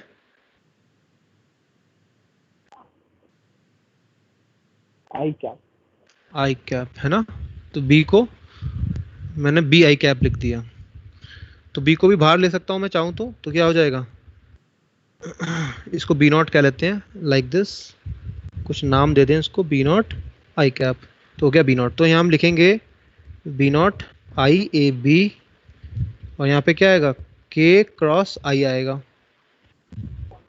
के क्रॉस आई आएगा, तो के क्रॉस आई का वैल्यू क्या आना चाहिए इसके हिसाब से, ऐसे चलते हैं हम तो क्या आता है, और अगर इस तरह से पॉजिटिव आता है तो के क्रॉस आई करेंगे तो जे आएगा, तो ये हो जाएगा B not I A B J cap. तो what is the meaning of torque is equals to B not I A B J cap, what is the meaning of J cap, किधर घूमेगा ये loop,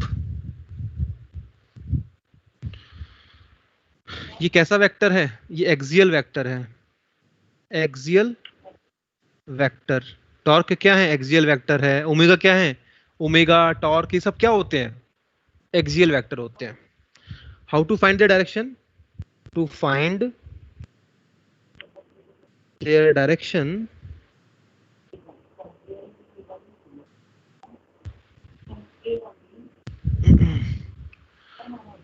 place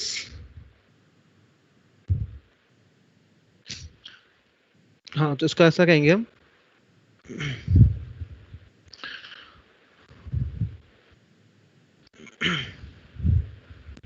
axial vector. Axial vector के दो direction होते हैं, एक तो होता है अपवर्ड और एक होता है डाउनवर्ड, एंटी क्लॉकवाइज और एक क्लॉकवाइज। तो यहां से हमको अगर सेंस निकालना है, to find out, to find sense of rotation, sense of rotation, place thumb along direction of torque of, place thumb करना है डायरेक्शन ऑफ टॉर्क। थंब किसका? राइट हैंड का, तो थंब हमको राइट हैंड वाला यूज करना है।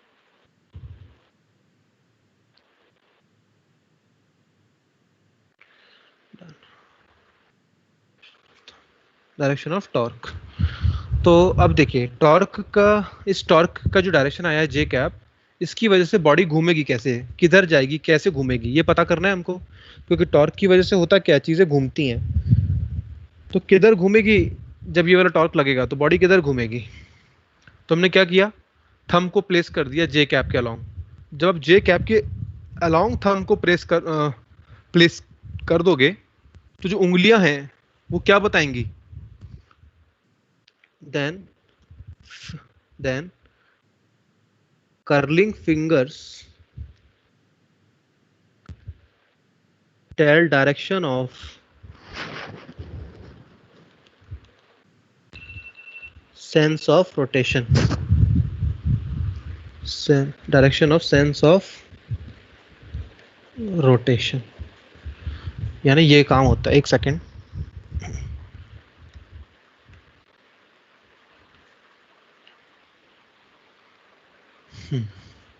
तो आप क्या करेंगे, जब भी कोई टॉर्क होगा या ओमेगा होगा, एंगुलर वेलोसिटी होगा, उन सबका डायरेक्शन कैसे निकालते हैं कि किधर घूम रही है कोई चीज। आप अपना अंगूठा रखिए उस डायरेक्शन के अलोंग और उंगलियों को देखिए किधर जा रही हैं, उधर ही घूमेगी बॉडी। तो ये बॉडी कैसे घूमने वाली है? तो जो ऊपर बॉडी है, जे कैप आ रहा है डायरेक्शन यहाँ पे, तो इस हिसाब से हम क्या कहेंगे कि बॉडी कहाँ घूमेगी? तो हम कहेंगे ये घूमेगी कुछ इस तरह से, यहाँ बना लेते हैं, ऐसे घूमेगी। ये है जे कैप, ये है जे कैप का डायरेक्शन। तो बॉडी घूमेगी, आपने रखा ऐसे घूमेगी body, it is anti clockwise. इसको अब एंटी क्लॉकवाइज क्या कहेंगे? This will be direction. समझ पा रहे हैं? ऐसा घूमेगा बॉडी। जे कैप के अलोंग आपने थंब रखा, तो उंगलियां क्या बता रही हैं आपको? उंगलियां बता रही हैं कि बॉडी कैसे घूमेगी। ठीक है, बॉडी घूमेगी इस तरह से। समझ में आ गया हमको ये बात? अच्छा, इसका अगर फिगर का अगर कभी कभी सवाल ऐसा भी होता है, वो इसके अबाउट ना मोमेंट ऑफ इनर्शिया, ऐसे घूम रही है बॉडी, तो हम कह सकते हैं moment of inertia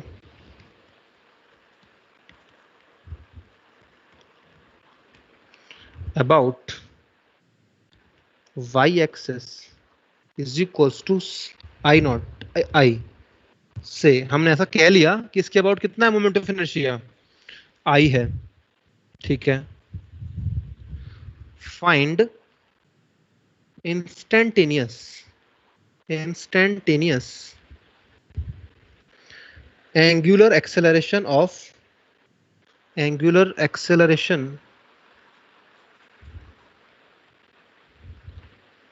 of wire frame.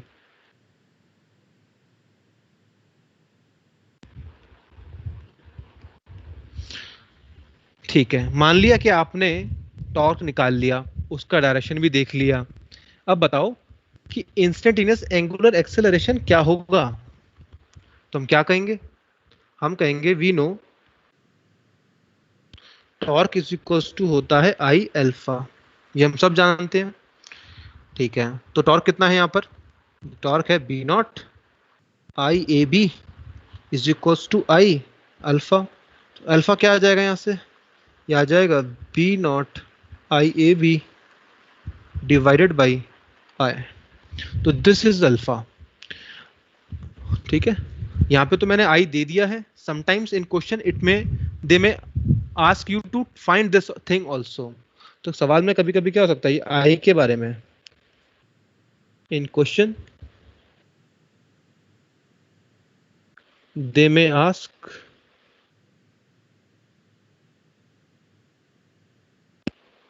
you to find this,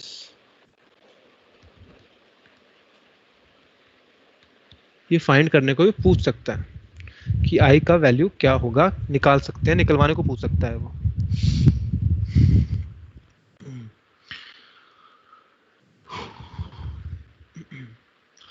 ठीक है, तो ये आप समझ गए हैं।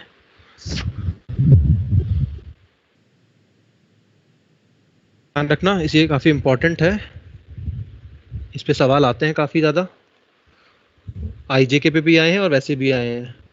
आईजे के तरीके से कर सकते हो इसको आप, ध्यान रखिएगा, ये इंपॉर्टेंट है, कॉन्सेप्ट इंपॉर्टेंट है ये, ठीक है।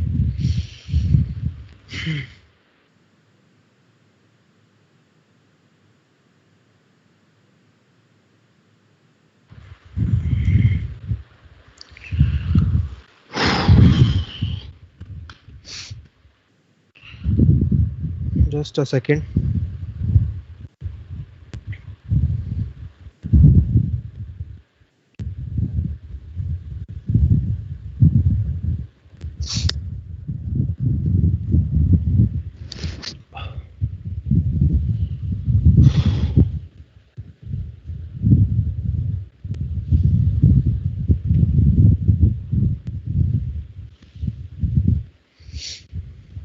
चलो एक डेफिनेशन और लिखते हैं हम लोग।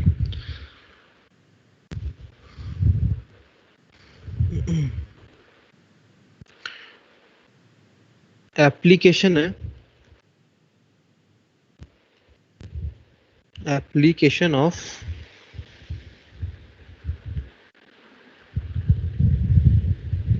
लॉरेंट्ज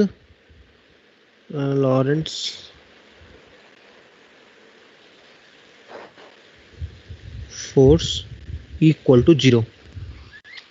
इसका क्या फायदा है, तो एप्लीकेशन इज वेलोसिटी सेलेक्टर, एक नाम है, हेडिंग है velocity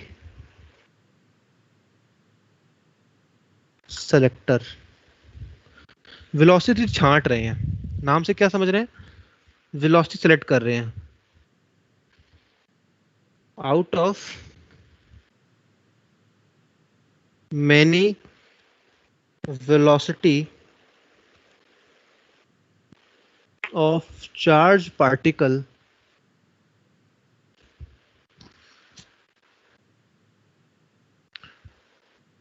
we can select any velocity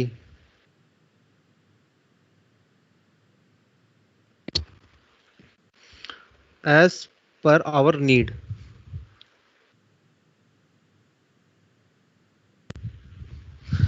यानी कि आपने बहुत सारे चार्ज पार्टिकल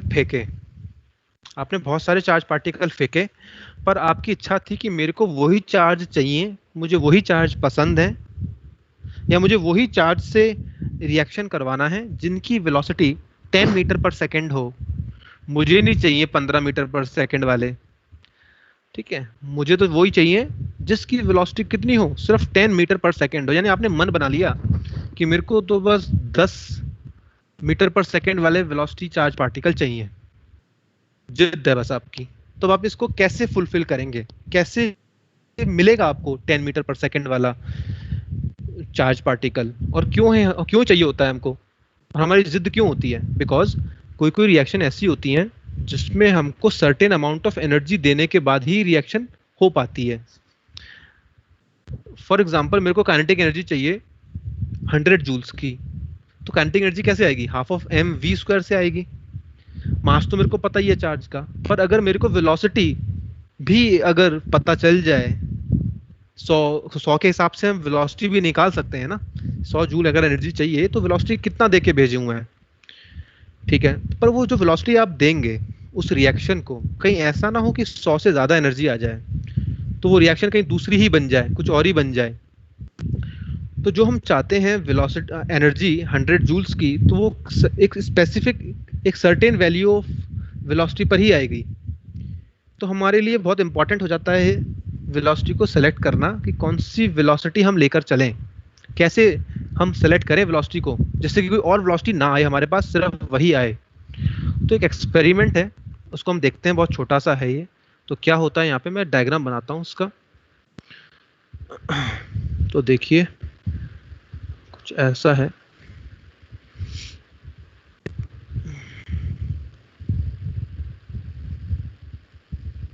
एक ऐसे मैंने लिया, थोड़ा छोटा कर देते हैं, ज़्यादा बड़ा है।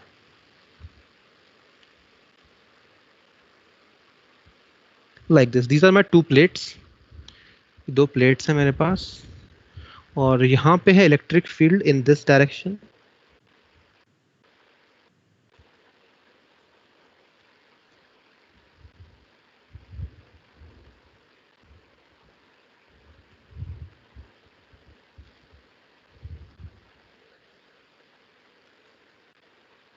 So this is the direction of electric field.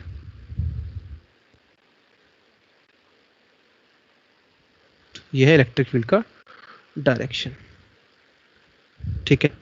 और मैग्नेटिक फील्ड का डायरेक्शन किधर है? मैग्नेटिक फील्ड का डायरेक्शन है अंदर ही है इसमें, दैट इज डॉट। यहाँ पे डॉट है सब जगह, डॉट। डॉट डायरेक्शन है मैग्नेटिक फील्ड का, ठीक है। इसकी वैल्यू है बी, इसकी वैल्यू है बी, ठीक है। ई का इलेक्ट्रिक फील्ड, बी का मैग्नेटिक फील्ड। अच्छा फाइन।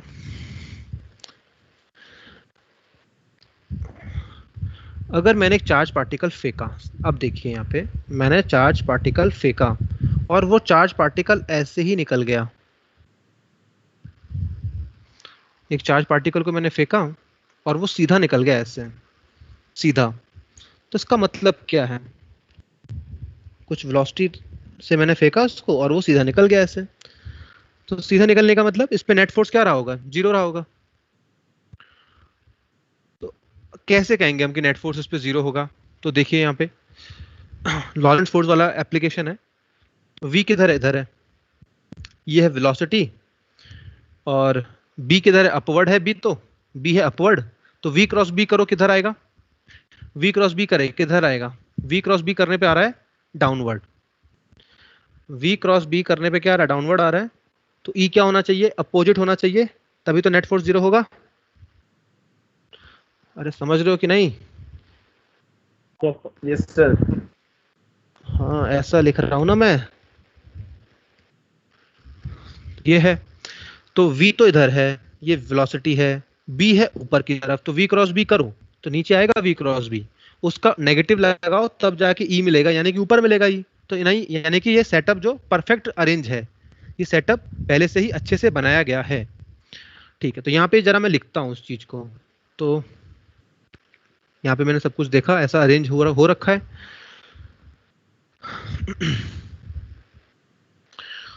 ठीक है, आगे बढ़ते हैं और इनका मैग्नीट्यूड लीजिए, इनका मैग्नीट्यूड निकालते हैं। ये दोनों वेक्टर क्या हैं? ऐसे हैं, तो इनका मैग्नीट्यूड लो। तो आप क्या कहोगे?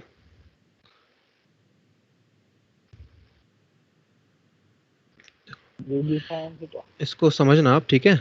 मैं ऐसा भी लिख सकता हूँ, ये दोनों वेक्टर इक्वल हैं। अब ये वाला वेक्टर और ये पूरा पूरा क्या है? इक्वल है। अब जब दो वेक्टर इक्वल होते हैं तो उनका मैग्नीट्यूड भी क्या होता है? इक्वल होता है। If two vectors are equal,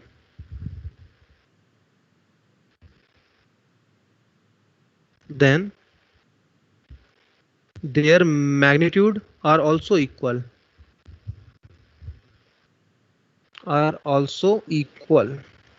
क्योंकि वेक्टर को अगर बराबर करना चाहते हो तो डायरेक्शन भी सेम होना चाहिए और मैग्नीट्यूड भी सेम होना चाहिए। तो जो ई का डायरेक्शन है वो इसके डायरेक्शन के बराबर है कि नहीं है? हाँ है, बिल्कुल है। अच्छा, तो हम क्या कहेंगे, इनका मैग्नीट्यूड भी बराबर होना चाहिए। तो मैग्नीट्यूड बराबर करो, तो इसका मैग्नीट्यूड कितना आएगा? वी बी साइन कितना होगा? साइन 90 बराबर ई, 90 बराबर ई। तो क्या आ रहा है यहाँ से? V B is equals to E आ रहा है। V by अच्छा, यानी कि v कितना आ गया? e बाई b आ गया। यानी ये इस वाले वेलोसिटी का वैल्यू कितना रहा होगा? इसका वैल्यू ये रहा होगा e बाई बी। तभी ये सीधा निकल गया है, तभी ये सीधा निकल गया है। यानी कि हमको क्या समझ में आया? दैट इज बाय एडजस्टिंग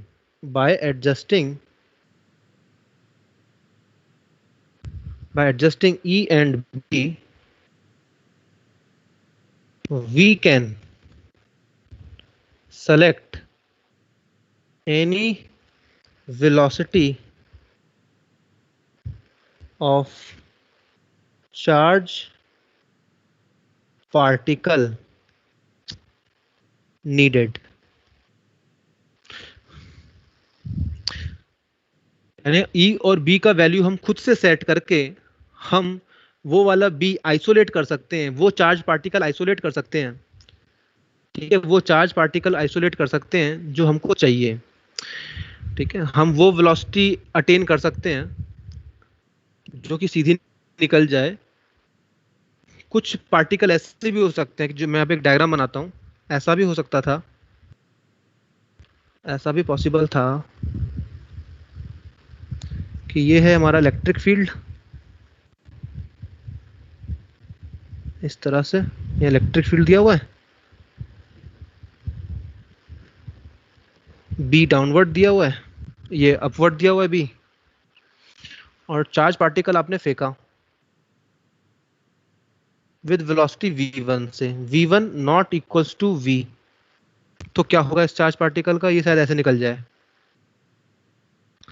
क्योंकि ये जो वेलोसिटी है v1 किसके बराबर नहीं है? v के बराबर नहीं है। तो ये चार्ज पार्टिकल क्या है? कहीं भी जा सकते हैं, इधर भी जा सकते हैं, कहीं भी ये जा सकते हैं।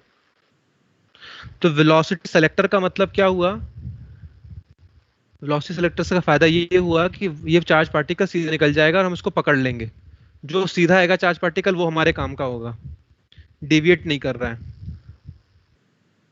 नॉट डेविएटेड, ये डेविएटेड नहीं हुआ। ठीक है, ये जो वेलोसिटी होंगी ना, ये वाली velocity it is not equals to E by B, पर जो सीधा निकल जाएगा उसको हम कहेंगे इसकी वेलोसिटी कितनी है? बराबर ई बाई बी है। This velocity is not equals to E by B. ठीक है, जो ई बाई बी वाली वेलोसिटी होगी वही सीधी निकलेगी, यानी कि हम अपनी मर्जी से जिस भी चार्ज को निकालना चाहें सीधा हम निकलवा सकते हैं, और यही शायद एक्सपेरिमेंट में काम आएगी, will be utilized in other experiment. हाँ बोलो। अपवर्ड डाउनवर्ड कर्व एक बार रिपीट करना कैसे है? हाँ, अदर एक्सपेरिमेंट।